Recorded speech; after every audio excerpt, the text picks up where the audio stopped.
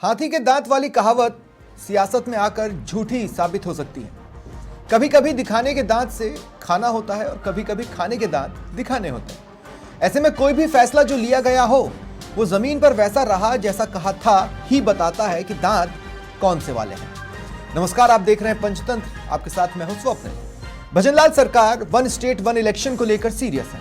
इस बीच यूडीएच मंत्री झाबर सिंह खर्रा ने एक शहर एक निकाय के मॉडल की बात की। यह भी कहा कि जहां भी दो निगम हैं उन्हें खत्म कर एक ही रखा जाएगा और 2025 में चुनाव करवा दिए जाएंगे। सवाल बस इतना है कि इस थॉट के पीछे वोट है या सचमुच विकास में बार बार के चुनाव से बाधा आती है। आज इसी पर चर्चा करेंगे। इस वक्त मेरे साथ कांग्रेस प्रवक्ता भरत मेघवाल जुड़ रहे हैं। कुछ देर में बीजेपी प्रवक्ता भी मेरे साथ जुड़ेंगे। भरत, मेरा पहला सवाल यह है, झाबर सिंह खर्रा ने जो कहा उसके दो हिस्से हैं। पहला है वन स्टेट वन इलेक्शन, जो कि मुझे लगता है वेलकम थॉट है, क्योंकि कांग्रेस भी ये मानती है कि हाँ, एक तो बार बार दबाव पड़ता है और बार बार चुनाव आचार संहिता लगने की वजह से विकास में बाधा भी आती। और दूसरा है एक शहर एक निकाय। ये भी मुझे लगता है वेलकम थॉट है, क्योंकि दो निगम बनाने का कोई खास बेनिफिट तो मिल पाया नहीं। देखिए, मैं आपके दोनों सवालों का जवाब दूंगा। मुझे लगता है पहले मैं दूसरे सवाल के जवाब से शुरू करूंगा। स्वप्निल जी, देखिए, आज इस देश के अंदर अगर कहीं भी बात की जाए तो युवाओं को राजनीति में लाने के लिए बार बार प्रयास किए जाते हैं। हमने देखा हर एक सरकार ये बात कहती है कि लोग बढ़ चढ़कर राजनीति में आए और समाज का और इस देश का किस तरीके से भला कर सकते हैं उसका प्रयास किया जाए। और उसके तरीके क्या होते हैं? उसके तरीके होते हैं या तो सरपंच के द्वारा या यूनिवर्सिटी के चुनाव के द्वारा या पार्षद के द्वारा आप अंदर आ सकते हैं। राजस्थान में पहली बार माननीय पूर्व मुख्यमंत्री अशोक गहलोत जी और शांति धारीवाल जी ने ये नींव रखी और उन्होंने दो नगर निगम बनाए।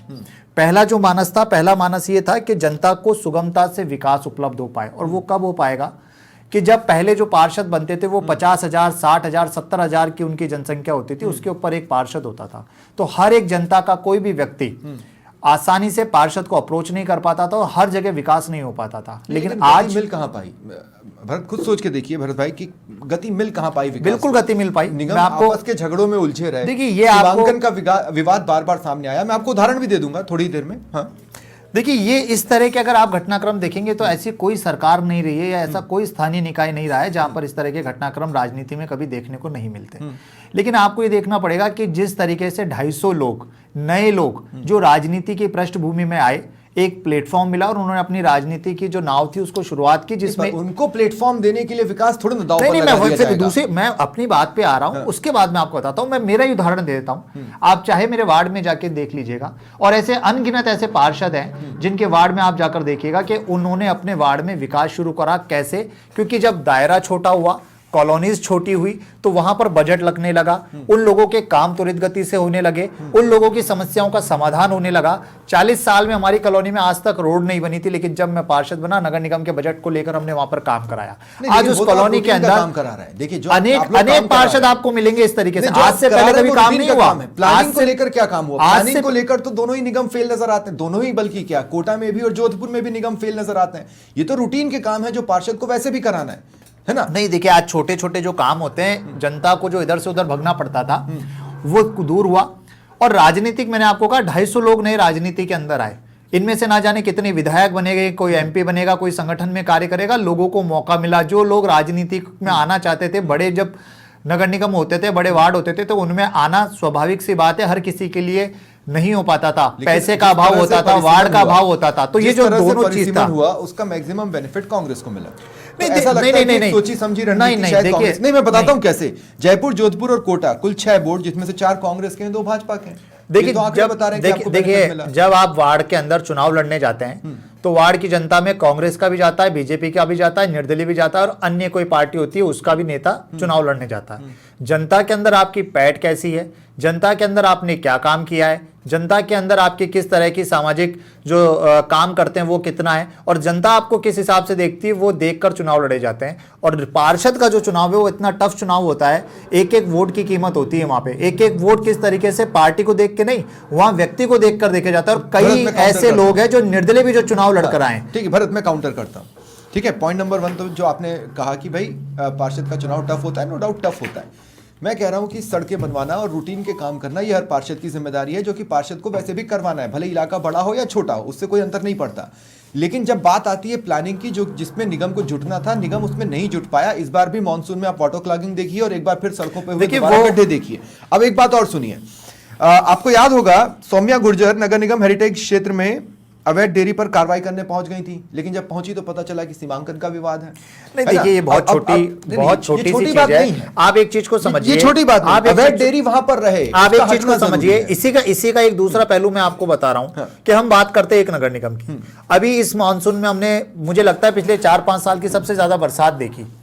सब भरभरा दोनों बिल्कुल, इससे कम बरसात में भी गिरता है। आप अब ये सोचिए कि जब कामों का बंटवारा हो रखा है, अधिकारियों का बंटवारा हो रखा है, सुपरविजन का बंटवारा हो रखा है, और इस जयपुर शहर का आधा पार्ट ग्रेटर में और आधा पार्ट हेरिटेज में है, जब आधा काम भी आपसे नहीं संभल रहा, जेडीए और निगम के कार्यों का बंटवारा कल रात को हुआ है भरत भाई, 12 पॉइंट्स पर। आप समझ रहे हैं मेरी बात को? कल रात को आदेश जारी होते हैं, वो एक अलग चीज है। आज भी क्लैरिफिकेशन की जरूरत है, इतने समय के बाद भी अगर क्लैरिफिकेशन की जरूरत है हेरिटेज के अंदर, कहीं तो दिक्कत आ रही है। पहली चीज, हेरिटेज के अंदर पूरा हेरिटेज अलग है, वहां के डीसी अलग है, वहां के विजिलेंस टीम अलग है, वहां के जयन सब अलग है, और निगम के इधर भी अलग है। आपका सुपरविजन कम क्षेत्र पे हो गया, जहां आपको पूरा जयपुर नगर निगम देखना पड़ता, वहां आपको जयपुर नगर निगम देखना पड़ा। उसके बावजूद भी हर राजनीतिक सच बोले इसका ये जरूरी नहीं है। लोग पूछें और वो कह दें कि भाई ये हमारे अधिकार क्षेत्र में आता ही नहीं, तो सिर्फ एक कॉम्प्लिकेशन बने हैं दो निगमों से। इतने इंस्टांसेस, इतने कितने एग्जांपल ऐसे, कितने एग्जांपल आप बताइए। मैं आपको एक बात बताऊं, लेकिन जो सुपरविजन है, सुपरविजन छोटा हुआ तो एक्टिव हुआ ना, ज्यादा तेज हुआ ना।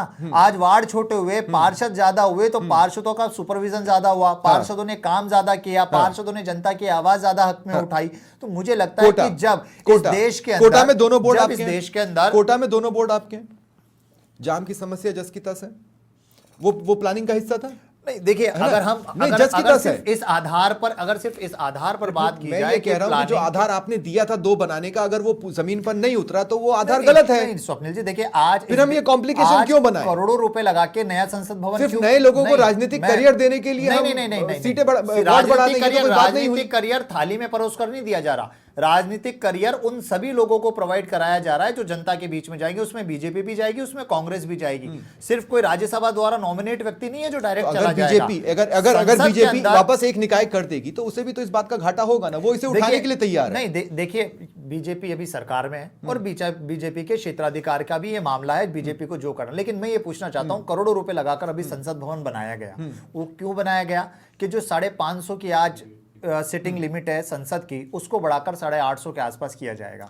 जनगणना भी होने वाली है, उसके बाद दो निगम बनाने से बजट डिस्ट्रीब्यूट हुआ ना, उसके बाद विधानसभा, आपके भी निर्णय से पैसा तो लग रहा है ना। देखिए, पैसा फायदा तो कुछ खास नहीं लगा, सिर्फ पैसा लगने के आधार पर अगर हम ये सोचा जाए, इसके दूरगामी जो होते हैं, दूरगामी इसके आउटपुट निकलते हैं। आज वो नहीं दिख जयपुर के, नहीं बिल्कुल दिख रहे हैं, नहीं दिख रहे, बिल्कुल दिख रहे हैं। आप विश्वास लोगों से बिल्कुल दिख रहे हैं। मैं कह रहा हूं आप उन 250 लोगों से जाकर बात करिए। मैं ये नहीं कहूंगा कि कांग्रेस या बीजेपी, आप उन 250 पार्षदों से जाकर बात करिए जिन्हें इस 2 नगर निगम होने का फायदा मिला है। और अधिकांश पार्षदों को तो मिला है, मैं क्या मना कर रहा हूं, पार्षदों को तो मिला है, जनता को भी मिला है। मैं कह रहा हूं वो रूटीन के काम है जो कि वैसे भी होने चाहिए। नहीं देखिए, अगर इंटरनल काम की आप बात करेंगे, मैं कह रहा हूं प्लानिंग कहां मिली, चाहे नगर निगम हो, मैं कह रहा हूं प्लानिंग कहां मिली, क्यों नहीं मिली? 3 साल में अगर एक ऐसा प्लान जिसकी वजह से इस बार पानी क्लॉगिंग नहीं होता, बहुत विकास हुआ है, विकास हुआ है। हर वार्ड में, हर क्षेत्र में विकास हुआ है। हर पार्षद ने अपने स्तर पर जनता का काम करा। विकास बारट लोगों का मिलान बढ़ाया। बीजेपी प्रवक्ता है, मेरे साथ जुड़ चुके हैं। विकास जी, स्वागत है आपका। विकास, मुझे एक बात बताइए,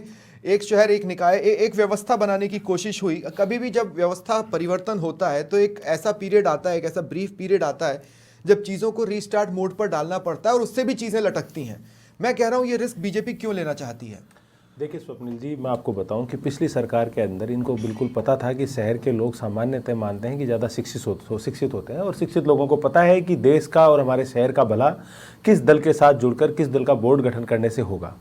इस भय को भांपते हुए इन लोगों ने हर जगह पर दो दो निगम बनाने का कार्य किया, जहां इनको लगा कि अल्पसंख्यक समुदाय के वोट ज़्यादा हैं या जो लोग इनको वोट जहां ज़्यादा मिलते हैं अपेक्षाकृत विधानसभा चुनाव में और संसद चुनाव में, वहां पर इन्होंने परिसीमन कर देखिए। आप वार्डों के गठन में भी देखेंगे स्वप्निल जी, तो कुछ वार्ड हैं जिनमें स्थिति वापस लाने वाले हैं जो पहले थी, या नए तरह से सीमांकन होगा, नए तरह का परिसीमन होगा, ठीक वैसे ही जैसे जम्मू कश्मीर में हुआ, जिसको देखकर लगता है कि बीजेपी को फायदा पहुंच सकता है। देखिए, माननीय मंत्री महोदय ने स्पष्ट किया है कि इसके ऊपर कमेटी के द्वारा कार्य किया जा रहा है और कमेटी ही तय करेगी। इसके बारे में अधिकृत बयान देने के लिए तो मैं अभी कुछ नहीं कह पाऊंगा, लेकिन जो पिछली व्यवस्था थी उसकी खामियां और वो व्यवस्था क्यों इंट्रोड्यूस की गई वो सब मैं आपको बताना चाह रहा हूं।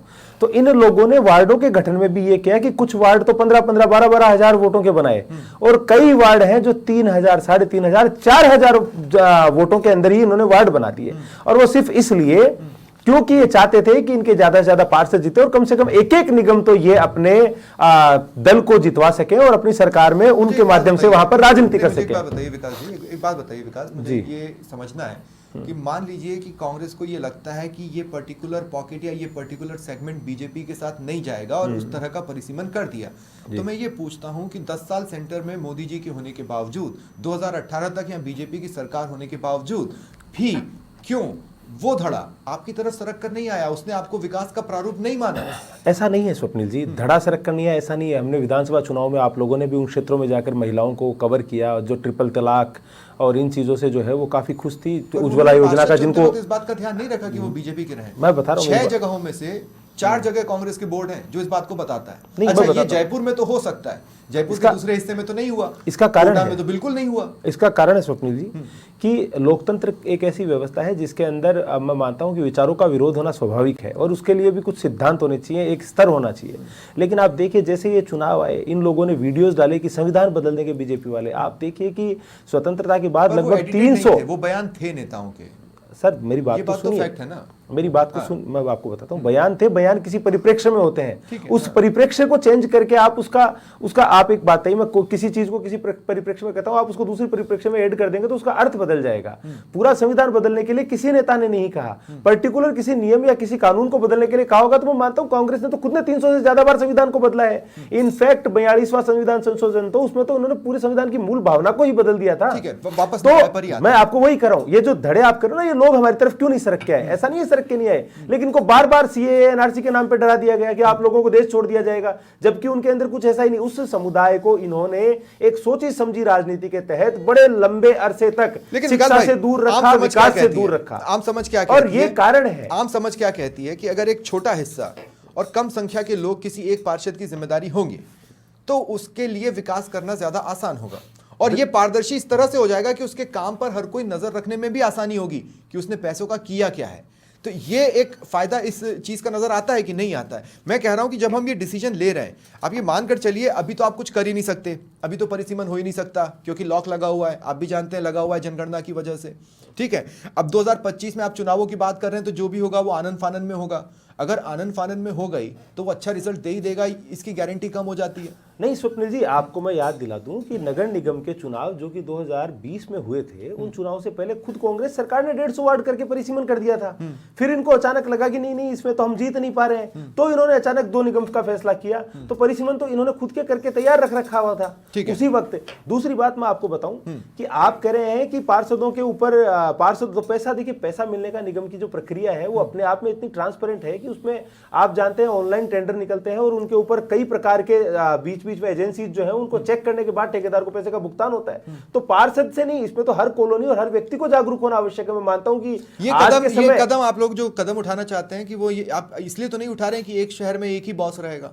नहीं, बॉस कौन रहता है? जनता की सरकार है। यहाँ तो आज के समय में जनता बॉस है सर। ये नहीं, इनके यहाँ होता है कि एक परिवार बॉस है, हमारे यहाँ तो जनता बॉस है। खुद मोदी जी अपने आप को प्रधान सेवक कहते हैं। ये तो इनके यहाँ है बॉस वाला सिस्टम। तो आला कमान तो इनके यहाँ, हमारे तो संगठन सर्वोपरि सरकार में किसी को बॉस माना ही नहीं। एक बात पहला सवाल कर दूं, एक शॉर्ट में कर दीजिए। हाँ देखिए स्वप्निल जी, इन्होंने मोती डूंगरी गणेश जी और गोविंद देव जी को अलग अलग करने का जो एक तरीका का मैं मानता हूं जयपुर के साथ पाप किया और पूरे जयपुर ने इसका विरोध किया। कैसे?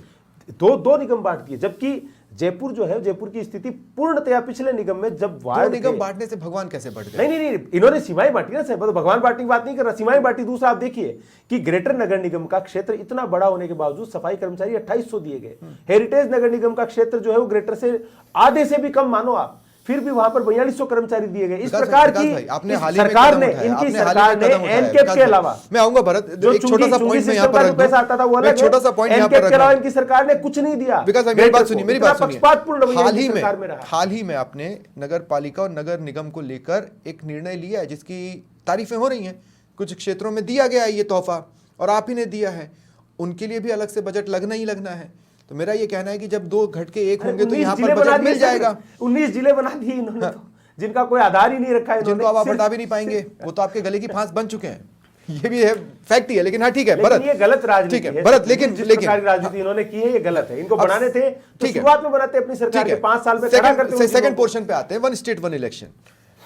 अव्वल तो मुझे नहीं लगता कि 2025 में चुनाव हो पाएंगे। अगर हो जाते हैं तो ये बहुत बड़ी बात होगी और कमेंडेबल बात होगी, क्योंकि जल्द से जल्द होना चाहिए। लेकिन वन स्टेट वन इलेक्शन के हिसाब से भी अगर अब हम थोड़ी सी बात कर लें तो बार बार के पैसों का खर्च अगर बचता है तो इन्हीं सब जगहों पर तो इस्तेमाल होने के काम आएगा ना। तो मुझे लगता है वन स्टेट वन इलेक्शन का तो स्वागत होना चाहिए Bharat.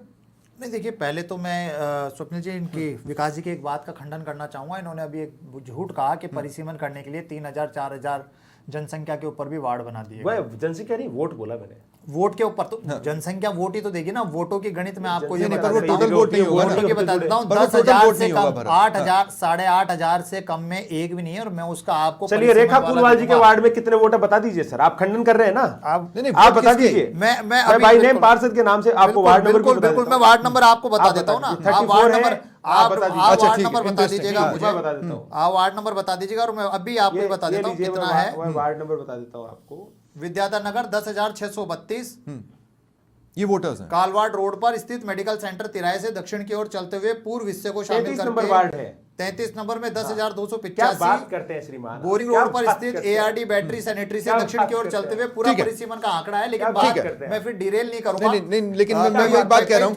Total number of voters और पार्टी के वोटर्स अलग अलग होते हैं। वोट भी नहीं है वहाँ। टोटल नंबर ऑफ वोटर्स और पार्टी के वोटर्स अलग अलग होते हैं। बिल्कुल मैं बात को अलग नहीं ले जाना चाहता, लेकिन अभी अपन बात मैं अपनी बिल्कुल आपको भी ऑनलाइन निकाल के दिखा दूंगा। मैं बात करना चाहता हूँ वन स्टेट वन इलेक्शन।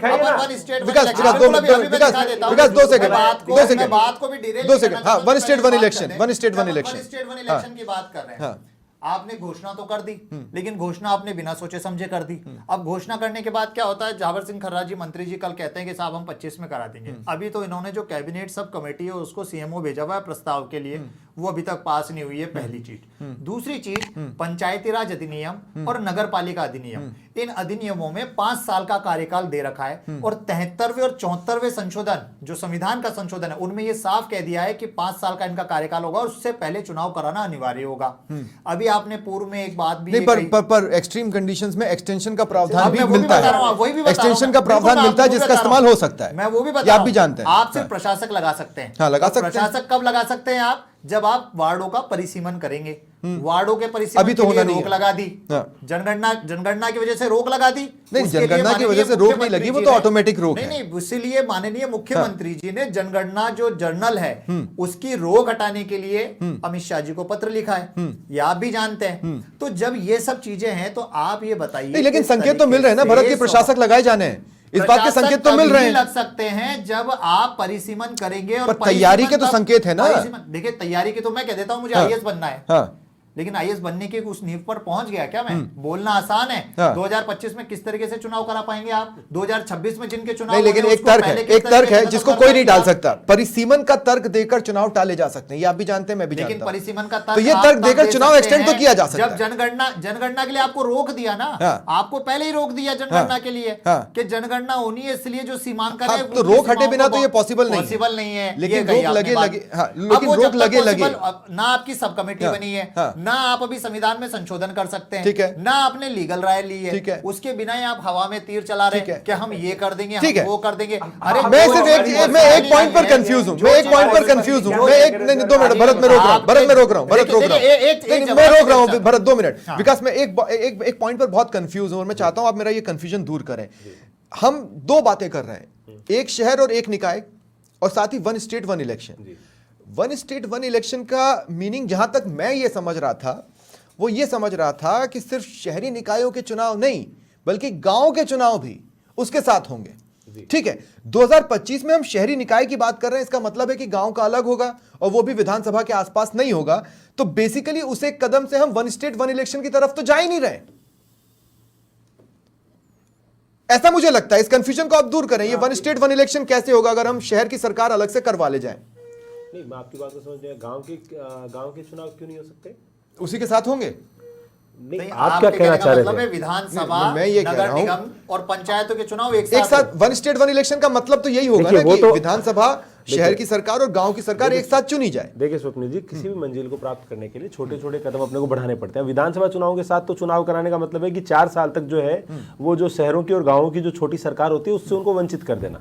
तो वो मैं मानता हूं कि लोकतंत्र के हिसाब से सही होगा नहीं, क्योंकि 4 साल तक तो आप प्रशासक नहीं लगा सकते। तो फिर हम उसको वहां कैसे सरकाएंगे? सर मैं कहता हूं, अगर आप देखिए मेरी बात सुनिए, नगर पालिकाओं के चुनाव अभी तक जो है वो हिस्सों में बटे हुए होते हैं। कई बार नगर पालिकाओं, इस हिस्से में नगर पालिकाओं के चुनाव अभी हो रहे हैं, फिर पता चला 6 महीने बाद दूसरी जगह हो रहे हैं। ग्राम पंचायतों के चुनाव बीच में आ जाते हैं, पंचायत समितियों के आ जाते हैं, जिला परिषदों के आ जाते हैं, और इन सब का खामियाजा उस क्षेत्र की जनता को अल्टीमेटली भुगतना पड़ता है, क्योंकि आचार संहिताओं। अभी भी जब शहरी निकाय चुनाव आप करवा देंगे और वो 2025 में करवा देंगे, का मतलब यह है कि गांव की सरकार का सिलेक्शन 2025 में तो नहीं हो पा रहा है। गांव की सरकार का नहीं, गांव की सरकार का क्यों नहीं हो पा रहा? गांव की सरकार का तो उसके साथ ही चुनाव कब होंगे? भाई पंचायत के चुनाव 2025 में करवाए जा सकते हैं ना। होंगे 2 चुनाव होंगे, ये तो मैं कम से कम 2 चुनाव एक साथ होंगे, तब ये समझ में आएगा कि हम वन स्टेट वन इलेक्शन की तरफ जा रहे हैं। मैं कह रहा हूं कम से कम स्वप्निल जी, जो चुनावों का एक कैलेंडर जो है उस कैलेंडर पे से मैं मानता हूं अगर आप किसी भी चुनाव को पहले पिक करके साथ करवाते हैं तो ये वन स्टेट वन इलेक्शन की तरफ जाने की तरफ राजस्थान सरकार का पहला सफल कदम होगा। चाहे पूरे राजस्थान के अगले विधानसभा तक, संभाग वाइज करवाए अगले विधानसभा तक हम वन स्टेट वन इलेक्शन पर पूरी तरह से तो नहीं जा पाएंगे, लेकिन उसके बाद अगर रेजिम आपको मिलता है या अगर कांग्रेस आती है और वो उसे कंटिन्यू करती है तो ही पॉसिबिलिटी है, नहीं तो पॉसिबिलिटी नहीं। ये ऐसे मुद्दे हैं कि अब हमें कांग्रेस और भाजपा से भी आगे उठना चाहिए। मैं मानता हूं पहली बात तो रेजिम जो है वो भारतीय जनता पार्टी को मिला है और भारतीय जनता पार्टी को मिलेगा, और मैं कहता हूं ना भी मिले तो मैं मानता हूं इसमें विपक्ष को भी जो है वो जनता की तरफ देखना चाहिए, क्योंकि आप देखिए सरकारी अमला पूरा का पूरा कितना पैसा, आचार संहिताएं, इससे हासिल कुछ भी नहीं होता नुकसान के अलावा। तो मैं मानता हूं कि वन स्टेट वन इलेक्शन तो जो है वो सारे दलों को साथ आकर इस चीज को स्वीकार करना चाहिए, न सिर्फ राजस्थान में बल्कि भारत के भी अन्य राज्यों के अंदर। हाँ, क्योंकि कॉन्सेप्चुअल लेवल पर वन स्टेट वन इलेक्शन एक बहुत अच्छा थॉट प्रोसेस है। और हालांकि आप इसका ये हाइंडसाइट निकाल सकते हैं कि सब एक साथ चुनाव होंगे और अगर कोई लहर होगी तो हर चुनाव में उस एक व्यक्ति को फायदा हो सकता है, इस बिना पर विरोध किया जा सकता है। लेकिन अगर आर्थिकी के हिसाब से देखें तो और विकास के हिसाब से देखें तो वन स्टेट वन इलेक्शन एक बेहतरीन कदम नजर आता है। भरत, इस पर एक छोटा सा रिएक्शन दो, फिर मैं डिबेट खत्म करूंगा। कॉन्सेप्चुअल लेवल पर, थॉट प्रोसेस के लेवल पर वन स्टेट वन इलेक्शन एक वेलकम स्टेप है, इसे नकारा नहीं जा सकता। थीसिस में ये बहुत अच्छा लग रहा है, पर क्या उस दिशा में जाने के प्रयास हो सकते हैं? अगर हो सकते हैं तो कांग्रेस साथ देगी या नहीं? बिल्कुल, कांग्रेस हर एक उस चीज के लिए साथ है जहां पर जनता का भी भला होगा और सरकारें सही तरीके से काम कर पाएगी। आपने कहा कि सुनने में बहुत अच्छा लगता है, लेकिन प्रैक्टिकली और लीगली ये चीज इतनी जल्दी पॉसिबल नहीं है। इसमें बहुत सी अड़चने आएंगी। पॉसिबल बनाई जा सकती है, मैन पावर पॉसिबल बनाई जा सकती है, बनाई जा सकती है। तो अगर बनाई जाएगी तो कांग्रेस साथ देगी, लगेगा, बिल्कुल साथ देगी ना, क्यों नहीं देगी, लेकिन समय लगेगा। अरे भाई, जैसे आप ही ने बात निकाली कि नए लोगों को पार्षद बनने का मौका 25 मिला, तो आप तब बोल दोगे कि हमारे लोग कुछ बन नहीं पा रहे हैं इसलिए ये ऐसा कर रहे हैं। आप ये कह रहे हैं 2025 में नहीं, देखिए मैं जनता मानता में हूं जाता है, जनता की सेवा करने के लिए देखिए चुनाव का जीत पाना या लड़ना हर जरूरी व्यक्ति हाँ, विकास, चुनाव 2 लड़ने मिनट। जनता के बीच में जाता है। ठीक है, जनता जिसको चुनकर भेजेगी वो निगम में भी आएगा, वो विधानसभा में भी आएगा। ठीक है, मैं ये कह रहा हूँ ईवीएम की कितनी ज्यादा रिक्वायरमेंट होगी, कितनी पुलिसकर्मी की होगी, कितनी मैन पावर की होगी, उन सब का अगर हम आंकड़ा देखें तो उस हिसाब से 2025 में ये स्वाभाविक ही नहीं है शहर की कि सरकार वन स्टेट और वन इलेक्शन शहर की सरकार की एक पॉसिबिलिटी है और अच्छी पॉसिबिलिटी पूरे है। राजस्थान की बात हो रही है, ये सिर्फ एक जिले की बात नहीं हो रही है। हाँ। जिले में आप चाहते हैं जयपुर में कराना, आप जयपुर नहीं, में अगर करा सकते सरकार हैं। ये कह रही है कि शहर की सरकार या शहरी निकायों के चुनाव एक स्टार्ट होगा वन स्टेट वन इलेक्शन की तरफ जाने का, तो वो 2025 में हो भी सकता है। अगर ये होता है तो फर्स्ट स्टेप है, बोल तो दिया, अच्छा है विकास, इसमें कहां वो मना कर रहे हैं? ठीक है, लेकिन अब विकास बहुत शॉर्ट में मुझे एक बात बताइए।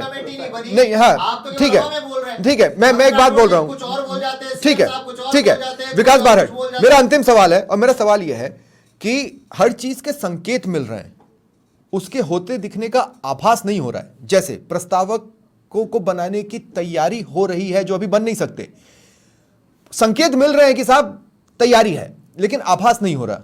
ठीक वैसे ही कमेटियां जो बननी है या परिसीमन को लेकर जो होना है, जो अभी काम नहीं कर सकती, लेकिन हाइंडसाइट में कुछ हो रहा है उसका भी आभास नहीं मिल रहा, वो कब से मिलना चालू होगा? देखिए, ये आप विश्वास रखिए, भजन लाल जी की सरकार है और पूर्णतया जिन चीज़ों की घोषणाएं हो रही है वो चीज़ें जनता के सामने लाने के लिए कृत संकल्पित है। यहाँ पर जो है वो अंदर से जिस प्रकार पेपर लीक हो जाया करते थे इनकी सरकार के समय, सूचनाएं लीक नहीं होती, लेकिन निश्चित समय पर आपको जरूर सब कुछ सदा सदैव मिलेगा। ठीक है, बहुत बहुत शुक्रिया, बहुत बहुत शुक्रिया आप दोनों का मेरे साथ जुड़ने के लिए, तमाम दर्शकों का। फिलहाल इतना ही, नमस्कार।